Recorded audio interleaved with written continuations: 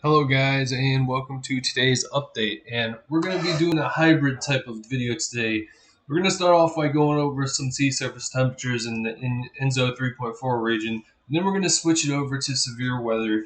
We're going to kill two birds with one stone here. So every type of person that loves, either, hurricane weather or severe weather is going to get both probably from here on out on these off-season or on-season discussions. So with that being said, let's get into the sea surface temperatures here.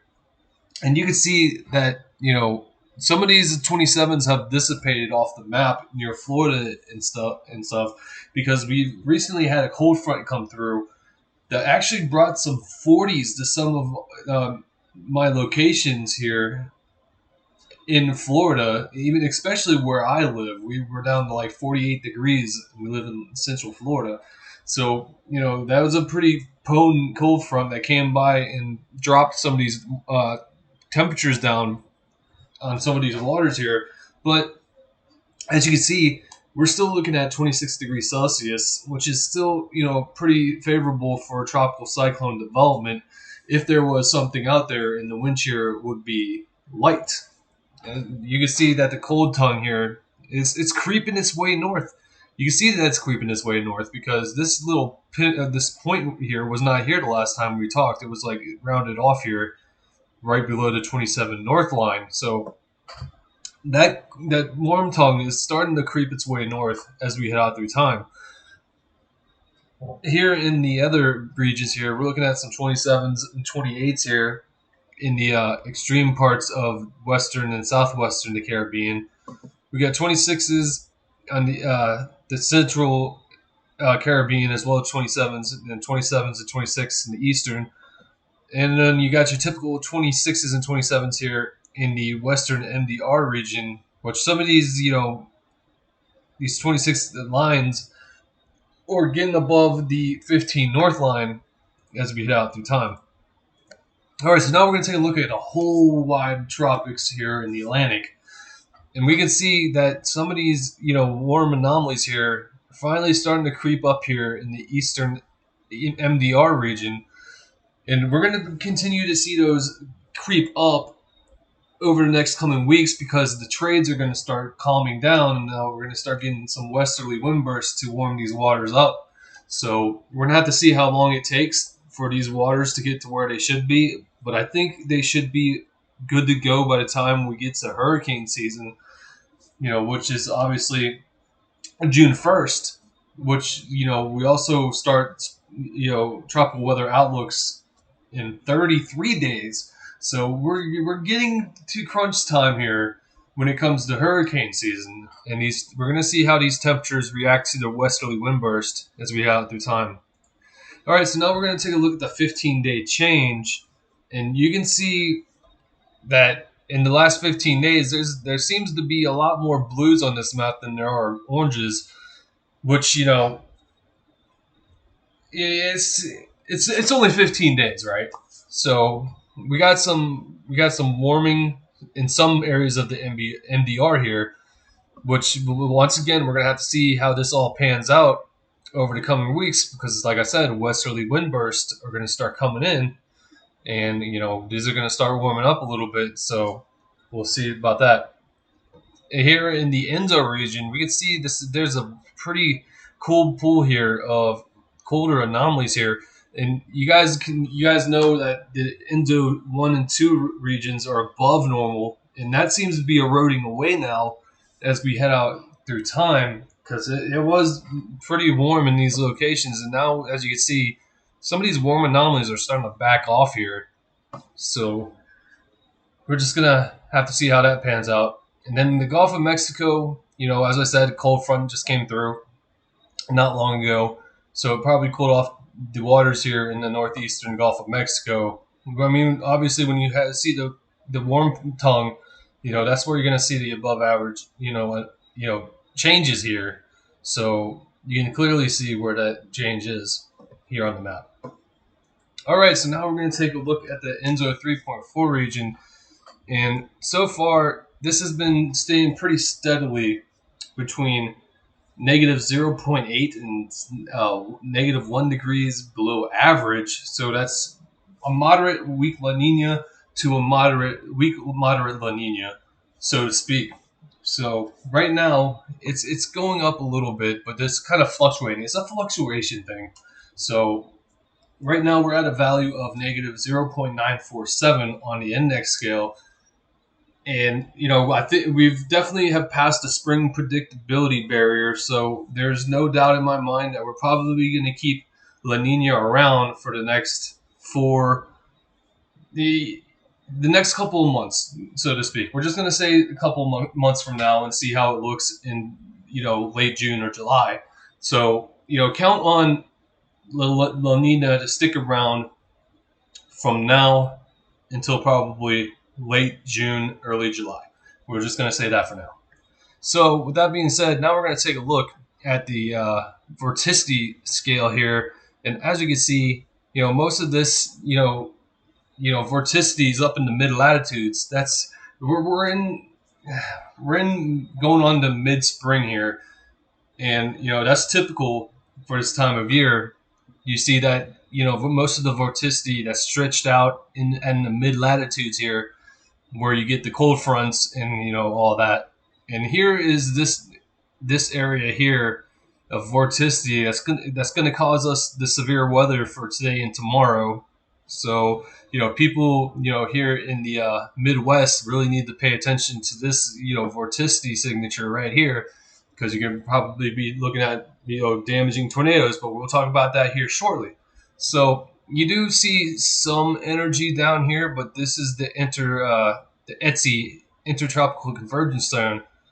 And obviously this is just way too far south to really boost anything of tropical nature here.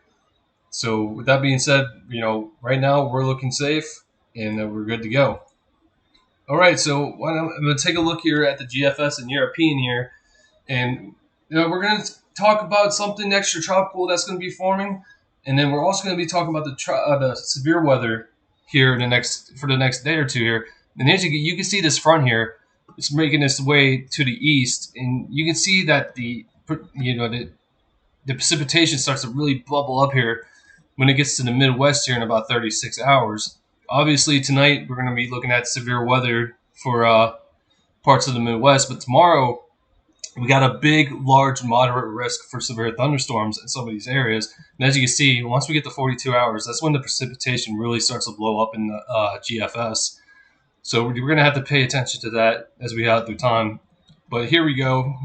Yeah, as you can see here, you see this blob of convection here in the Bahamas in the Southwest Atlantic. And as you can see, it starts to percolate here. Obviously you can see that it's connected to a front here, so this is not going to be subtropical or tropical in nature, but I still feel like this is a sign nonetheless here that we are getting close to the hurricane season. And right now you can see that it turns into a pretty decent extratropical cyclone for the beginning stages of its life at 1,003 millibars. So that's pretty interesting to look at here as we head out through the next week. All right, so now we're going to take a look at the European and see what it says. And it pretty much, here's the front here. We're looking at the front. And now you can see that during the course of the next 24 to 36 hours, the storms start to percolate just like the GFS, but the European doesn't have it as strong of a severe threat for these locations. But obviously the GFS has other things in mind, and this is the front that spawns this this signature right here. You guys can see the signature here northeast of the Bahamas as we head out through time, and you can see that this front right here sweeps it up, connects it to its front, and it becomes an extratropical cyclone as we head out through the 7-day time frame. All right, so with that being said, now we're going to talk about the threat for severe weather here. And, we got a big area of slight, enhanced, and moderate range. But here in Iowa, this is where the most prominent storms are going to be here in this moderate risk area. Not to say you're not going to get any strong to severe thunderstorms in these enhanced or slight risk areas, but most of the of the powerhouse storms are probably going to be embedded into this moderate risk area here as we head out through the night tonight. So what we have here, we got a 10 and 15% significant tornado risk for parts of Iowa, Nebraska, Missouri, and Minnesota. So we're just you're gonna have to pay attention. Look up to this, guys. If you guys get any tornado warnings, please go to your safest place that you guys could possibly be. In case a tornado does come through your area, and my thing is I want people to be safe. I'm gonna tell people how it is, and we'll make it through this together, so that you guys are safe. All right. So now we also got a 30 spot and a 45% spot of significant winds too. So not only do you have a tornado threat, but you also got a very strong wind threat as well when it comes to these storms. And when you got a 45% significant shot at damaging winds, you gotta have to take that seriously, because not only are you gonna get tree branches down, you're going to have stuff flying around, so you might want to protect those objects, maybe bring them inside for time being. You're probably going to have power lines come down at some point. It's just going to be a whole mess. So you also got a 45%, in significant hail too. This is a big, huge hail shaft here of significant hail. We got 15, 30, and 45% significant chance of hail in these areas. So, that's going to be a pretty big problem too. All right, so now we're going to take a look at the day 2 outlook. And this is going to be where the nitty gritty goes down. Hopefully, there's not too much bad weather going down, but we got a moderate risk for, Memphis, Tennessee, Evansville, Indiana, Jonesboro, Arkansas, Owensboro, Kentucky, and Pine Bluff, Arkansas. That's not a good look when it comes right down to it. That's a pretty big moderate risk zone for significant severe weather. You're just gonna have to take it seriously. I'm gonna try to do another video tomorrow about the severe weather, but just in case I don't, I'm going to tell you guys this right now, that you're going to have to pay attention to the tornado threat, which is a 10 to 15% significant. That's not anything to mess around with. Winds is 45, 30% significant. We just got done telling what that does, in the day 1 outlook. And hail is a 15%, significant. So you got, and this, who knows what might change between now and tomorrow, but you're just gonna have to, pay attention. If alerts and warnings go out, please pay attention to your local news, weather station, meteorologists, National Weather Service, whatever you got to do. Just pay attention to those, outlets, and you guys should be fine. All right, so with that being said, we're going to cap this off as we look at the moderate risk threat for tomorrow. This is from the National Weather Center and the SPC. So we're looking at a moderate risk, which is a level 4 out of 5 here. And the hazards are going to be numerous damaging gusts likely, some 75 plus mile per hour winds, numerous tornadoes, likely some EF2 pluses, and numerous severe hail reports likely, some 2+ inches. And some of the cities at risk is St. Louis, Missouri, Evansville, Indiana, Little Rock, Arkansas, Memphis, Tennessee, Alexandria, Louisiana, and Jackson, Mississippi. So in these areas, you're going to have to pay attention to all these threats that I just pointed out here. The numerous damaging gusts, numerous tornadoes, and numerous severe hail. So with that being said, I hope you guys in Iowa stay safe tonight, and then for everybody in this moderate risk tomorrow, and the enhanced and slight and marginal, just stay safe. If I don't do a video tomorrow, I'm letting you guys all know tonight what the hazards could be tomorrow. Anyways, with that being said, I want to thank you guys for watching, and I hope you guys have a great evening. Stay safe.